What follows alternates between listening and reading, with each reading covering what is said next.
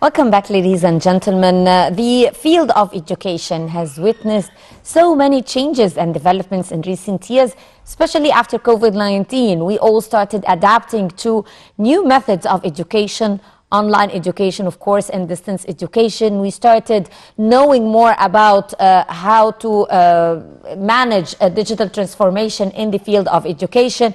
And this was somehow a challenge, perhaps for many of us. However, this is the future.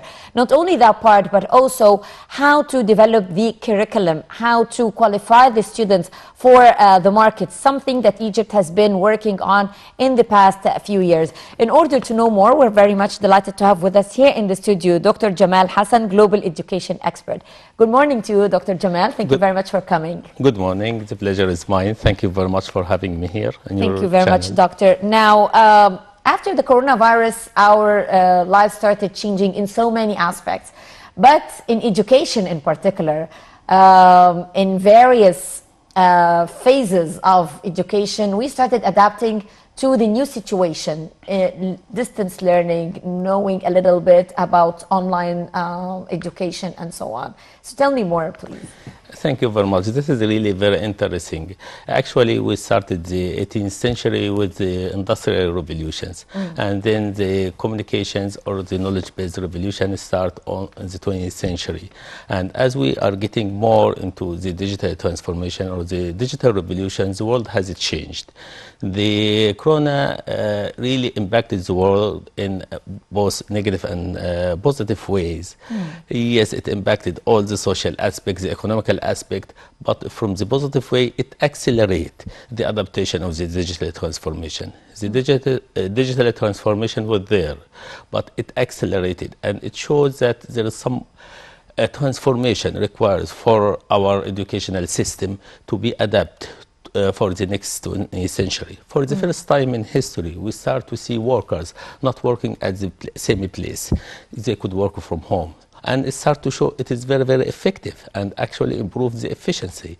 So all corporate, everything is hard to think differently. How can we integrate the digital revolutions to help us to be more efficient? On the other hand, it creates also another challenges for this integration. We start to have more people to be adapted or tied to their computer or laptop, which created really a new way of thinking about how to approach educational system, that to prepare our generation for 20 years from now, not today. When we talk about school or educations, we're talking about people as of today, but the outcome will be 20 years from now. So we have to change the way we are thinking about education and what we teach and our kids and what skills our kids and young generation should have going forward. Perhaps for kids, they are used to using electronic devices, laptops, mobiles, iPads, and so on. But for fun activities, not for education. And COVID-19 forced us to adapt with a new situation. Perhaps the challenge was for the parents rather than the children. Actually, it is very, very interesting questions. Okay, if you look at what capabilities your personal or the personal cell phone we have, it has capability equivalent to the computer capabilities that US took it in late 50s and early 60s to go to the moon. So the question is not what we have, what do we do with it, how to utilize and it. How utilize it. We have long way to go. We need to adapt the culture. We need to adapt the thinking, the critical thinking about using these technologies. It's not, we don't want to transfer all the Egyptians to be a user. We need to be participate of the global revolutions. So yes, the parents need to change, and they need to change the way they think about the future of their kids. They need to allow them to take more responsibility about their future by exposing them to different elements of knowledge, different elements of education, and become a global citizen. I'll give you an example. It was very interesting to have a discussion with the parents. Oh, I need my child, he must learn 4 or 5 languages, so he will be perfect in everything. So the question is really, after 5 years from now or 6 years from now with the 5G this is really effective, what job this will create for him, okay? If this is what he needs, definitely we need something different. So the jobs part, I will come to it later because it's very important. But let's talk about the challenges facing us when we embark on a new era of developing and upgrading our educational system. Thank you very much. Egypt is doing a great effort, and Dr. Tariq is really, he's a very leader thinking, but the challenges is really huge among us. We are not looking at the same type of students. There is lots of pressure from the parents, there is lots of pressure from the societies. We have to, all of us, to work together.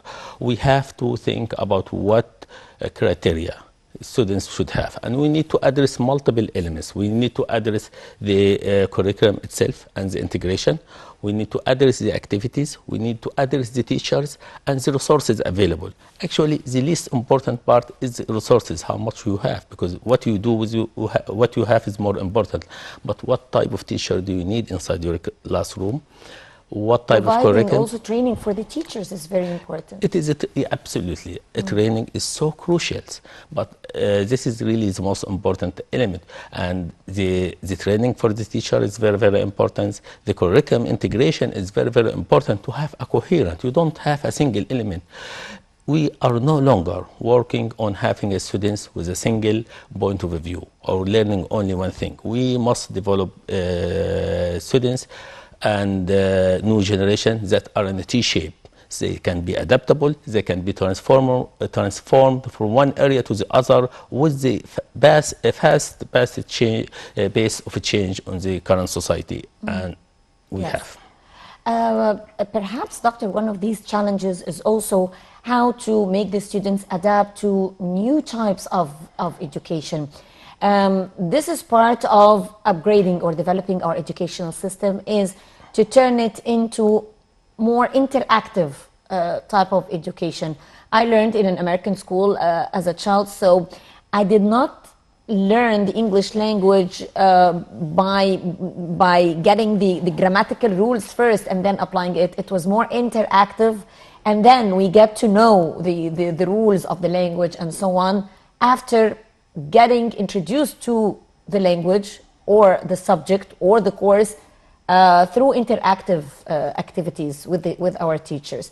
And this has been recently introduced here in Egypt. A new thinking, as you kindly mentioned, modern way of thinking is to make the educational process more interactive. How do you see that? Thank you very much. Really, the Egyptian students is one of the most smart students. I was looking, and I went to school around the world. I was fascinated by the Korean students, okay, and I visited them, Finland, Singapore, China, US, Brazil. This was a very interesting.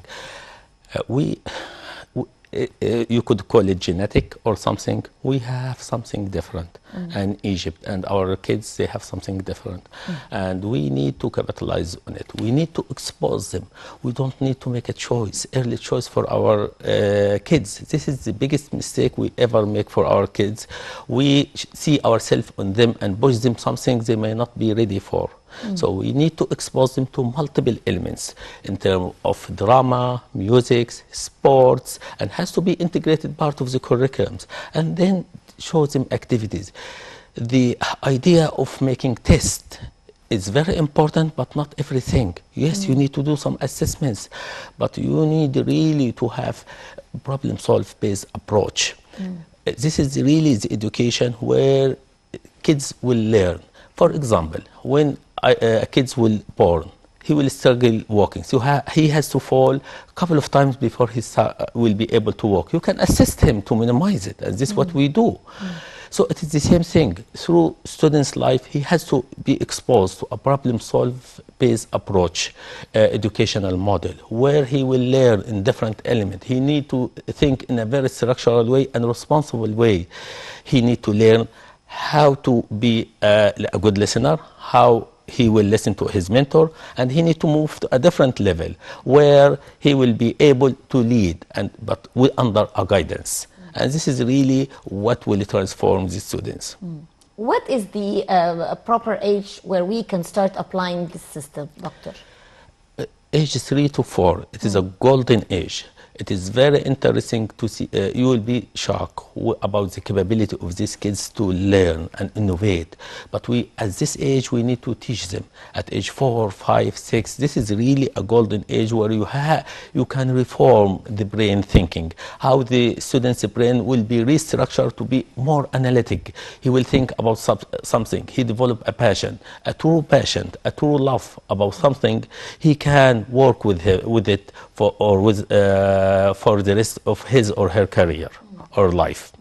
So the age is very important, but we need to focus on skills development rather than making kids memorized. Okay? And that's the problem, Doctor. Yes. Memorizing is the problem, because when we focus more about memorizing or giving the students so much material to memorize, they tend to forget it once the exam is over. Once they put all the information in the exam paper, they get out and they forget everything about it. It's not deeply rooted in their heads. Absolutely. We learn with multiple things. We learn by memorizing, we learn by watching, we learn by doing, we learn by images. But when you integrate problem solving, the students utilize multiple skills he learns, and you prepare him for the future. You need to expose the students. For example, it doesn't have to be scientific. We don't need all our kids, but they need to learn the proper thinking. You could expose the kids at the school for situations and need to be part of it and predict what would happen based on these situations. So really, the problem-solving approach will introduce a different element. Still, there is a way for evaluation, for assessment. Also, the assessment part, we need to assess two dimensions. We need to assess portfolio, the portfolio of the students and the performance itself. Both of the two level of assessment has to be integrated in a very good curriculum's approach. Yes. Actually, what you're saying is very important, Dr. Jamal, because most of the applications that talking about the future, most of the applications we use daily in our lives were actually student projects that were made for the purpose of a university project or a school project and turned into huge investment projects that became essential now worldwide or globally in our lives. So the idea is to think about what we need. Our world is constantly changing, and therefore we need to adapt with all these changes and keep thinking about what we need in our lives so that we can fulfill all these requirements. Actually, this is very interesting. If you look at Google, which is the biggest platform in the world now, there is two Russian guys who was at Stanford in 1994, 1995. And at that time, they decided to build something different. Okay, if you go to Bill Gates, if you go to Steven, all of it, most of it came and an idea. And this is, as a student, came from idea. So this was an idea of his students, and now everyone in the world is using it, and he transforms the world. If you see our life before Google and now, it transforms the job. What job available in the future? The way we process information, the media, it created significant challenges. So when you prepare the kids with a problem-solving approach, when you prepare them to do a project to succeed and fail, as they go through their life, it became essential part of their life. By the end of their career, by the time they reach grade 9 or 12 or graduate from school, they need to answer simple questions. Really, am I ready to lead my life? Do I know my way in life? Do I got exposure through all my life to address all the challenges which I might face? Am I capable of that? Can I work with others? Because with the digital transformation, with the corona, which is speeded significantly, we will be surprised. You could be working in a classroom in the US and Egypt, in the US and China. This will happen very soon. You have this integration. We don't need the people to be physically exist. Some people they have, but lots of people they don't. So this integration, the global citizenship for the people, even with the global political challenges, it will grow. It will grow significantly because we became one village. There is no difference. So this is how we need to think about the future and the skills our kids need to develop. Yes. Dr. Jamal, you touched upon a very important and critical issue, especially for students here in Egypt. I know it's a global problem, but particularly for Egyptian students, it is a problem. Knowing what I want for the future, preparing myself or qualifying myself as a student for the upcoming challenges. Many students reach year 11 and 12 not knowing what they want to become in life. They have no clue, absolutely no idea what to do. In some Western countries, in Europe and America, there is the academic advisor. But here in Egypt, the situation is perhaps different. It's affected by cultural factors, what the parents want their children to study, if they want them to be doctors or engineers or so on, or if the child or the student at least knows what he wants. But in many cases, they are lost. They have no idea what I asked many kids at the age of 16, 17, and this is the age where they should be deciding how their future should go. So how can we help the students at an earlier stage get more information about what they can do in life, discover their own talents, discover their own capabilities, so that would help them decide what they want to study or major in? You raise a very, very important question. Let me just, before I answer your question, I give you an example. Yesterday, I was meeting Zizo, Captain Zizo Abdel Shafi. Okay, and Dr. Captain Shawki Abdel Shafi. And I will ask him these questions. How did you, Captain Zizo, involve, in sports, and was this the talent? How did you discover it? Because this is a very, very fascinating question. And I was surprised. His answer that I never thought that I really am good playing football or soccer, whatever you call it, So he never thought about it, And he was playing and was hiding from his father until his father saw him. One time playing, and he discovered it. So the question is really, so I'll go back to your question. So talent development is so critical, and we are full of talent in Egypt. Our kids are really smart at a younger age, but as they will develop, we have some challenges that are facing them. Some challenging coming from the parent, some challenging coming from the society impact, and some challenges coming from the way we measure the students. We still have the acceptance at the university. We start to make some changes, and we need to accelerate the changes of measuring multidimensional for the students.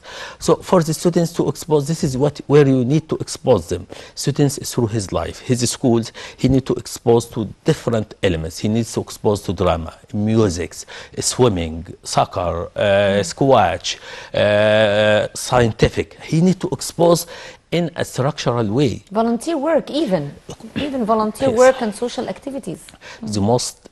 I moved to the US in 1997. I was working in universities, and I left, and I decided to move to the US, and nothing impacted my life more than volunteer work, because this guide you, volunteer work and mentor. These two aspects, we don't have them widely spread in Egyptian societies. How to listen to a mentor to guide you, to build on his experience. Yes. So this is so critical. So you need a mentor, and you need to volunteer. And actually in our organization, how we develop people, not even the students, we give them volunteer work and see how they will perform under this one. And based with this, we evaluate with them, we promote them. It is the same thing. We go to the kids. We have a major challenge with our kids in Egypt. They go to grade 12, where they need to make changes. And most of them, my father loves this. My father do this because I want to be him. Even he might have better talent, and he could be even much better than his father or his mother. Don't misunderstand me. So really, we need to expose them, give them the freedom, give them same educational, but we need to expand our daily work. We cannot expect to give the students work from 8:30 to 1 or 2 o'clock and expect him to master education and master all these talents. We need to expand our day so the students will be more focused and integrate things. The assessment itself, how we assess the students, this is something structural we needed. Yes. So if you have a very good assessment, mentoring for the students through his exposing him to a different element from earlier, from kindergarten, K1, K3, K2 or grade 2, grade 3. At this stage, the students, by the time reach grade 12, he went through multiple element in his life. He can make his own choice because he's accustomed to see what he like, what he can do better, what can worse, how he can improve, and how he can sustain work. Definitely. We work a lot in spikes in Egypt, peaks or spikes, but we need sustainability. Success requires sustainability in something we like and something we don't like. Yes. I'd like to thank you very much, Dr. Jamal Hassan, a global education expert. Thank you very much for the valuable information you shared with us this morning. Thank you very much. Thank you very much. Thank you. Ladies and gentlemen, stay tuned. A short break and we'll be right back.